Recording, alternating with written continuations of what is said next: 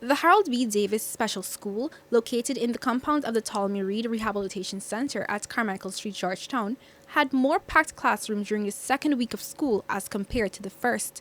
According to the teacher in charge, Davy B. Pat, the new enrollments showed up for their first day at school this week.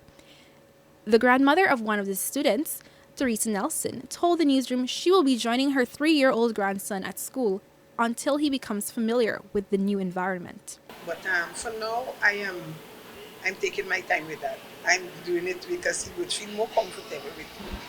Because since if he's in there and he see me coming through the door, he will hear even scream, right, and start laughing because he got my call. Nelson explained that being at the school throughout the morning is a massive change to her daily routine. The woman said she has a shop and her grandson was previously enrolled in a daycare, which allowed her to work throughout the day.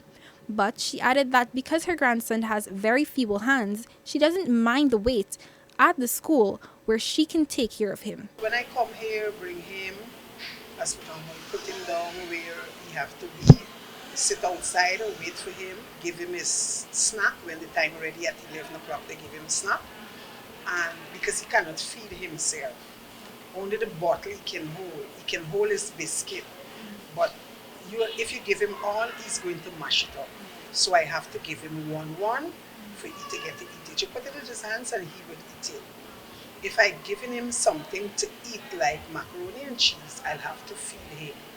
He wanted to feed himself, but he cannot. Meanwhile, B. Pat highlighted the need for students to be comfortable in the classrooms.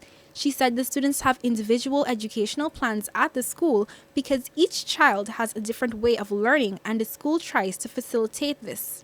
Our classroom is definitely different from a mainstream classroom because our classroom, we cater for each child's need.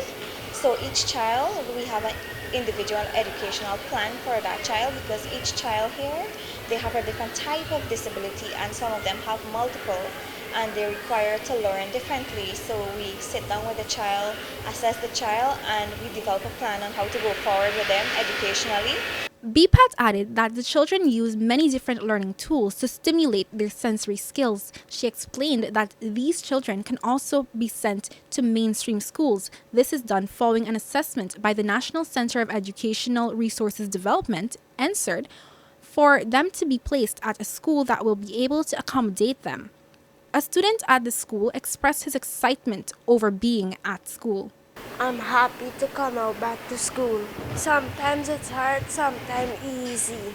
The school has 3 levels and there is also a vocational training center in the compound. This training center offers crafts, cosmetology, and cooking classes. BPAT said everything offered at the school is to help the students to develop and easily integrate into a workforce. Reporting for the newsroom, I am Luzina Yearwood.